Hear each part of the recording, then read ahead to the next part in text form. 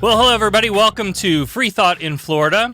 Freethought in Florida is a production of the Atheist community of Polk County, a 501c3 nonprofit organization. I'm Sarah Ray, and in a moment, I have some special guests joining me to talk about a really exciting new community service. But first, a couple of announcements. The Atheist community of Polk County has restarted some select in-person events as the state continues along its path to reopening. Saturday mornings, we have a team that works with Street Warriors of Central Florida. They pack and hand out meals to people experiencing homelessness in Lakeland. And on Sunday morning, we'll be in Auburndale working with our Adopter Road. We have a 2.2-mile stretch of Old Dixie Highway in Fussel's Corner. And Sunday afternoon, we're organizing a group of folks from the ACPC to meet up and participate in the peaceful march and protest being organized by Black Lives Matter Restoration Polk. Now, if you're interested in any of those events, you can find all the details on our Facebook or Meetup or at polkatheists.org. You don't have to be an atheist to come to our events. Just come with the understanding that we're coming together to do good in our communities, and we're not going to proselytize or try to convert each other. And speaking of working together in common cause, today we're going to talk about a new community resource called It Takes a Village. Now, this is a coalition of many organizations that have come together across the county. And so joining me to discuss this further, Kathy Dobson and Alison Foley-Rothrock. Thank you both for joining me today. Hey, thanks for having us. So, Kathy, tell us a little bit about you and the work that you do here in the area.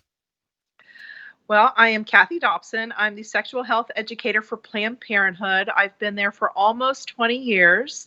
I grew up here in Polk County, and I love where I live, and I really wanted to start a coalition of partners that I work with, volunteers, coalitions, social workers, and just community partners that really want to give back. And I woke up one morning and I texted you because I know that you're always my partner and have big dreams like I do. And I really wanted to see this dream come true where we could help those in our community that can't help themselves right now through traditional services. Our traditional social services are great, but many times they can't meet the needs of those who can't access them for one reason or another, whether it's transportation, whether it's just knowledge of how to get those resources. And that's how we started. Absolutely.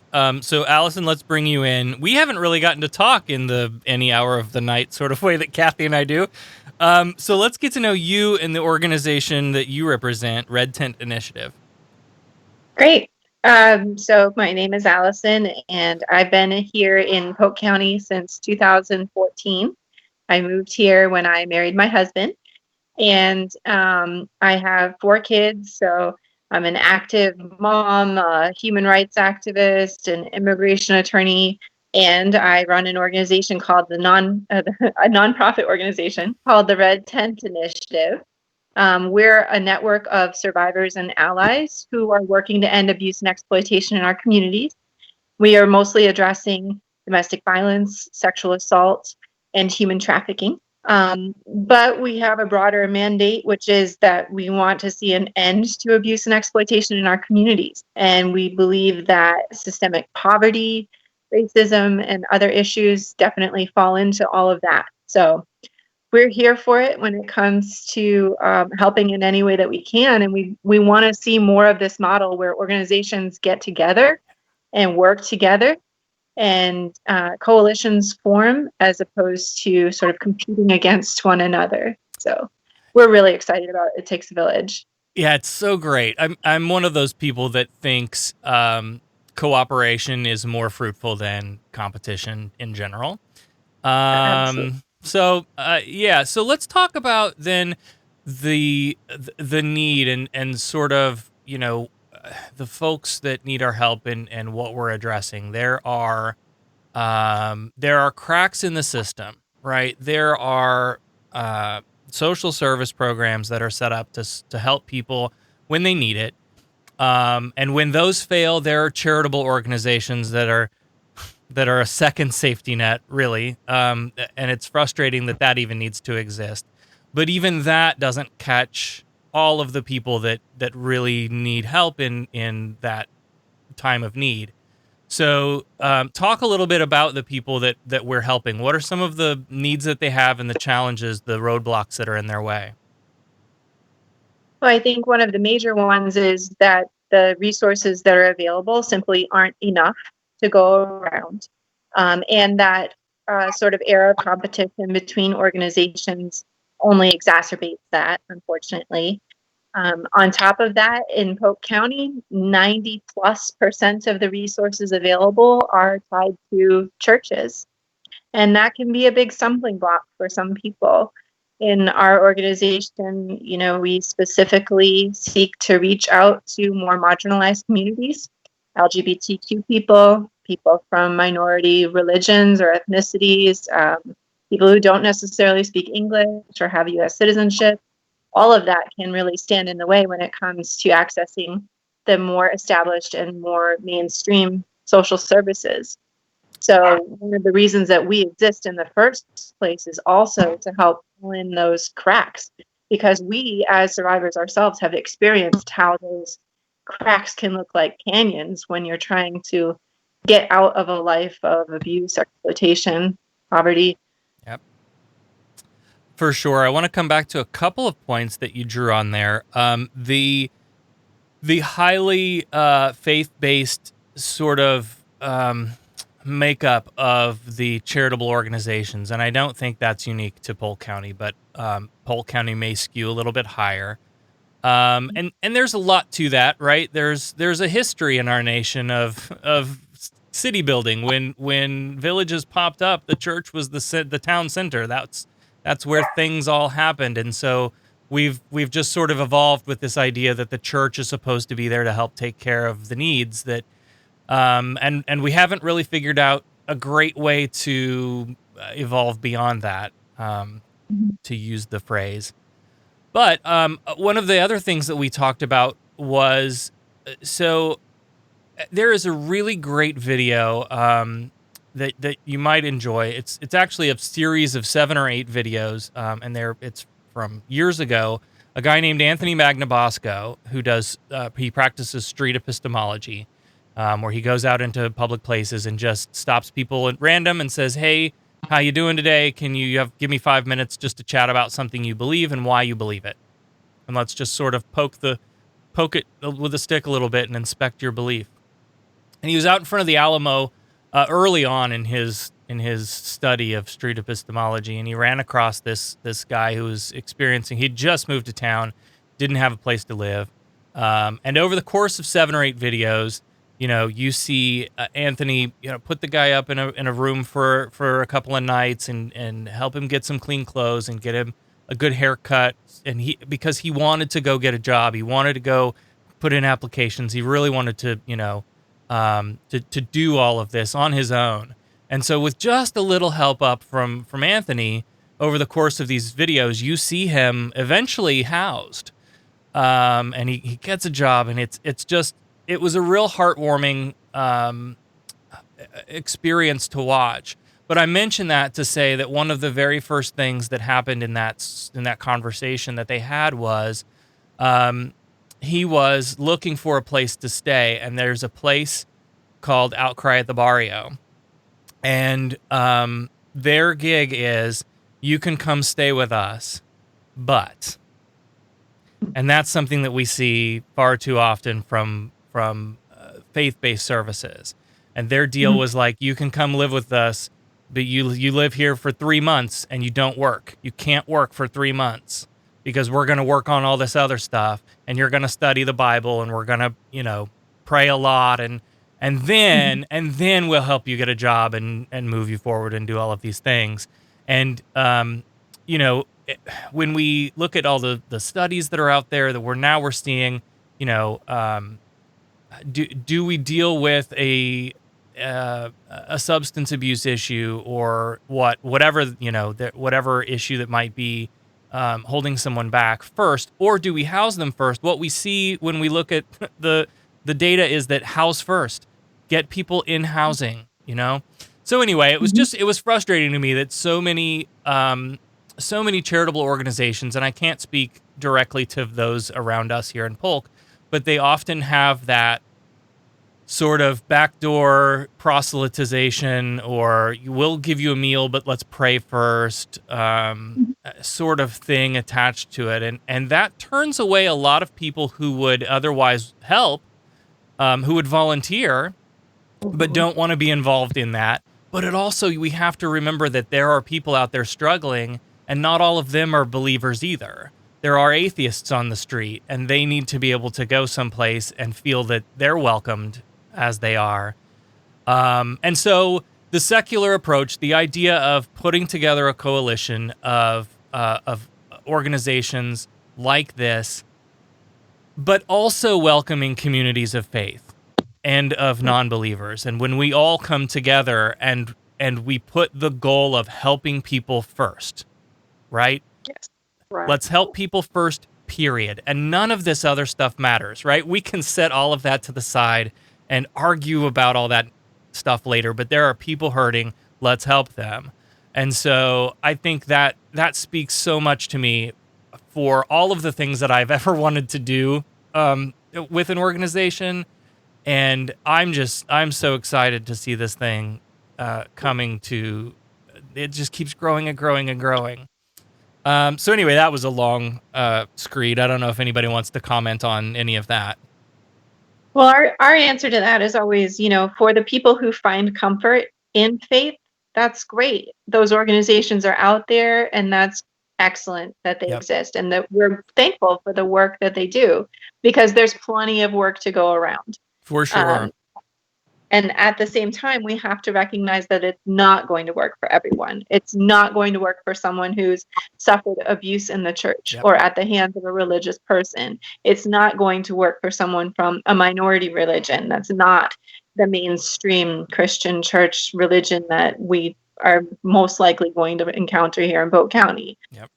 It's not going to work for somebody who's an atheist, or somebody who has felt threatened by religious beliefs, or people that claim that they're anti-LGBT, anti-whatever is based in their religion. So it just doesn't work for everyone, and it leaves way too many people out. That leaves only 10% or less of the services for all of these other people who still need services and still deserve help, because we're all humans, right? Yeah. And that's. I will be having on Heather Norby from the Unitarian Universalist Congregation of Lakeland in an upcoming, soon to be planned out show. And one of the fun conversations that she and I get to have is that the UU sort of lives in this strange space between secular and faith-based, where a lot of people look at the church, at the UU church, and think, it's another church, right? But then there are people within the sort of faith-based community who look at them as outsiders. They're the weirdo religion. And so they, we come together in some common experience there too. And it's been really great getting to know her, and she's been huge in getting this thing put together. So I can't wait to talk to her about how all of those pieces sort of work together, and the struggles that she's experienced being that in-between church. And I just wanted to say, I don't know if either of you know this, but I did grow up in a faith-based school, Christian faith-based school, and one of the biggest, one of the biggest things that they actually taught us was that you don't have to have Christian or your religion, on your arm or as a badge. That act in the community, how you treat people, is really how you show your faith. Is whether you have or not. That is exactly how I try to live my life. Yeah, by their fruits. Right. By their fruits, they will know you. So getting back to some of the issues that we know we encounter, one of the ones we didn't touch on a lot was just an inability to travel, right? There are folks who just can't get around Polk County. And so as we get into sort of shift now into what it takes a village is and how it works and what our hopes and dreams are for it and all of these things, one of the things that we were looking at as people reached out saying, hey, I need some help, is this inability to travel. And Polk County is what, like twice the size of Rhode Island geographically. Yeah. It's huge.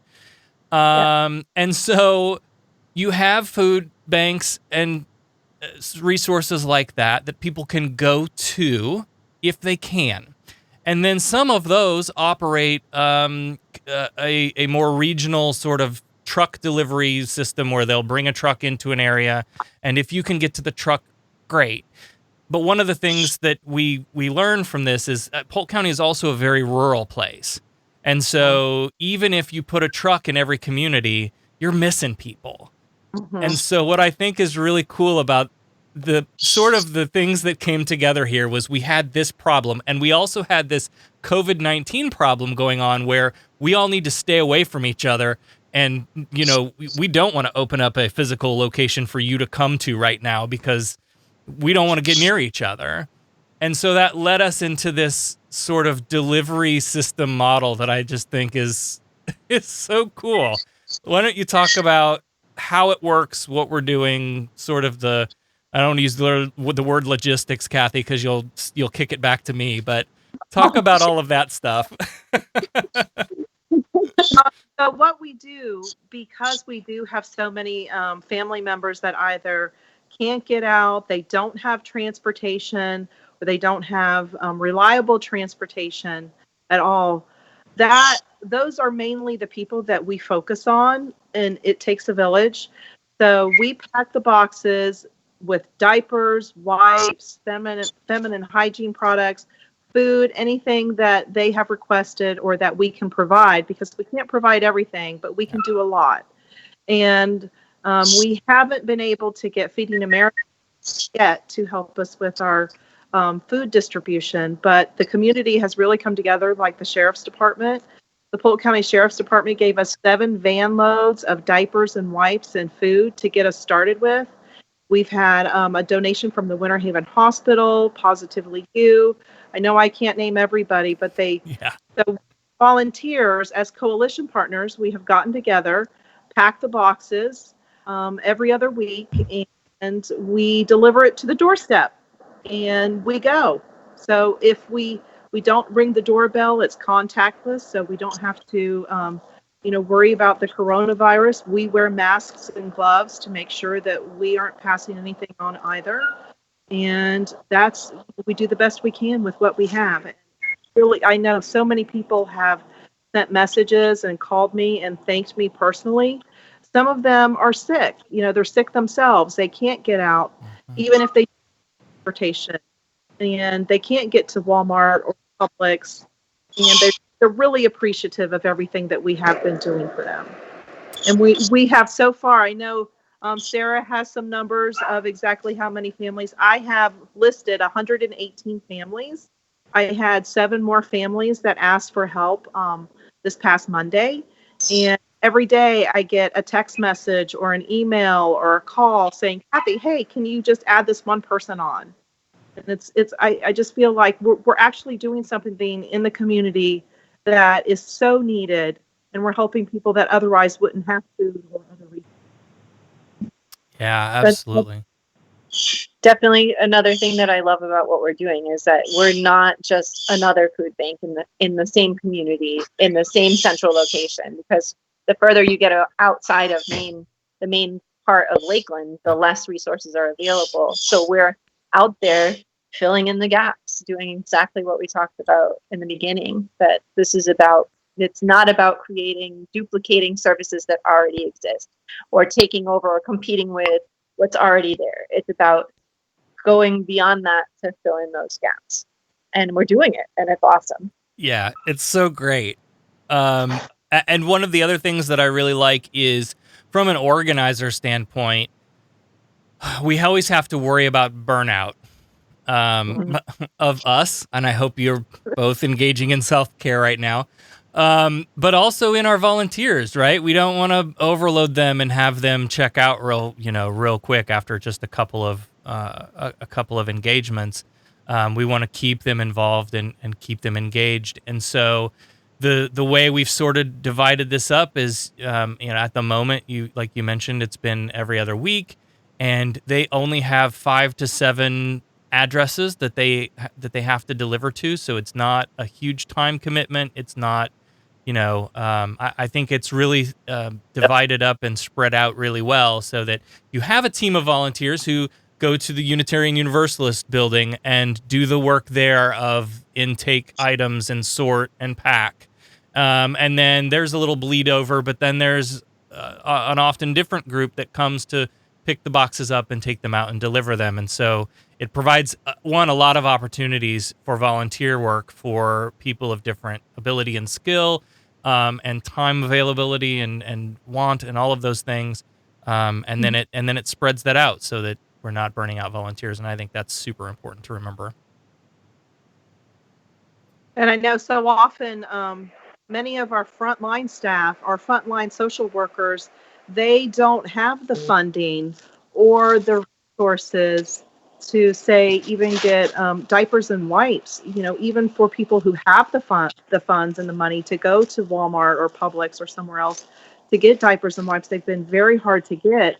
And the donations that we have received of diapers and wipes are going directly to families that would not otherwise be able to obtain those items. And I know I have heard stories of family members just having to keep the diaper on their infant all day long, and it's causing severe health issues. So able to, diapers, if anybody's priced them lately, a pack of diapers for a baby is about $25 a week. Yeah. And baby needs 8 to 10 diapers a day.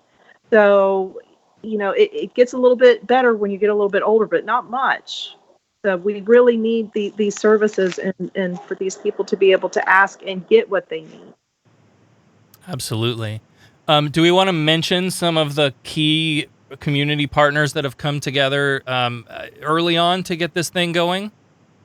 Yeah. So, of course, the Atheist group of Polk County, the Red Tent Initiative, Planned Parenthood, the Healthy Start of Polk Highlands and Hardy County, of course, the Sheriff's Department, who we truly could not have gotten this off the ground without the Sheriff's Department. We also have Positively You, which they do HIV outreach. Some friends from the Health Department. I have some friends in juvenile probation that are actually helping. We have some fire people that are also helping distribute boxes of goods, and I've got Friends Together. Yes, Friends Together. I should have written the list down. I'm looking at it on screen here. If you miss anybody, I got you. It actually have more than what's on there. Yeah. We have to update that because so many people want to join us. Oh, I love it. Do good in the community, and it's just really growing day by day. I not only get requests, but I get kudos to us, the Winter Haven Hospital. Like I said, tomorrow, they're giving us a whole load worth of food that they have gathered themselves from just the staff, and they want to give back too. Wow. That's great. You mentioned earlier, Allison, the GRSM community, and I would mention Equality Polk, also the Rose Dynasty Foundation. I have to take a moment and just these kids. Oh my God! So what was that? That was Rose Dynasty. I have to say that I have been a fan of hers for a very long time, but to actually be the recipient of a fundraiser and of a teen talent show, it was just absolutely phenomenal. Last Friday, if anybody wants to watch it, they can go to the Rose Dynasty website, and you will. Yes, and my crazy dancing. My phone wasn't working too well. I said that I have any rhythm. I am just so freaking proud of those kids because, like Mama mentioned during that live stream, they were gonna do this talent show to raise funds. Anyway, they were going to do a talent show, and they were gonna raise funds for their program, for their youth program. And then Mama went back to them and said, "Hey, there's this new thing happening. Let me tell you about it. What do you guys think?" And they were all just unanimously, "Hell yeah, let's raise money for them." That's so great. And just that community engagement and giving back, and I absolutely love to see that the kids in that program are getting that. I love it. Yeah. And Cruise Health, who actually co-sponsored with the Rose Dynasty, so I know they raised over $1,400 for us. And it takes about, if we have no help with food items, it does take about $1,000 every time we do this distribution. Mm-hmm. And it's not a lot of food, but it is at least 5 or 6 meals through the week that, we try to put something in for breakfast. We try to put something in for, quick lunches. We know that parents are trying to work or they're watching little ones. And some type of protein and a substantial meal that somebody can have so that they don't go hungry. Absolutely. Well, before we tell everybody where they can find all of this stuff, I'll give you the last word. Kathy, do you have anything else that you want to make sure that we touch on before we wrap up? I just want to say that anyone can join our coalition. Anyone can come out and help, whether you want to help from your home and just send messages of goodwill to us, whether you have $1, whether you want to come and pack boxes, if you want to help us distribute boxes, or if you just want to listen in and see what we're up to so that you can find your spot. But everyone can have a spot in our coalition. Absolutely. Allison? No, it's all been said. I'm really excited about the project, and we're really proud to be a part of this. And I think it's awesome. And I'm really enjoying getting to know all of you guys better. So it's all around win-win-win situation. Awesome. Well, thank you both for joining me here tonight. I'm going to go ahead and mute you. Just hang on, and I'll wrap the show up, and then we'll come back. So thanks again to Kathy Dobson and Alison Foley-Rothrock. We're talking about It Takes a Village. If you want to learn more, see who all's involved, see what we're doing, we do have a Facebook page and a website. All of that stuff is ITAV Polk for It Takes a Village, itavpolk.org, and the Facebook page is at ITAV Polk. You can find the information, all the things that we're doing there, and would encourage you to check that out and get involved for those of you who are local. For those of you who are not, I'm hoping there's an article that I submitted to Foundation Beyond Belief, and I'm hoping that gets published soon so that I can share it with you. In it, I wrote about sort of how you can take this as a template and apply this to things going on in your own communities. The idea that one organization doesn't have to be responsible for all the things. Doing something like this is huge. You don't have to have the physical location. You don't have to have the legal advice. You don't have to have the volunteers. You take one piece of the puzzle that you do have and partner with these other groups and organizations that can bring their own pieces of the puzzle in together. And once you put that all together and step back and look at the picture, it will knock you over what you can do. It's absolutely amazing. So my thanks to Kathy for calling me in the middle of the night with her crazy ideas. Keep calling me, Kathy. I'm all about it. We'll do whatever you want to do. And look forward to an upcoming conversation with Heather Norby from the Unitarian Universalist Congregation of Lakeland. We're going to talk to her about her involvement and what they're doing on their end with It Takes a Village and how they are also supporting this great initiative. So that's going to do it for us on Freethought in Florida for this June 4th, 2020, and we'll see you next time.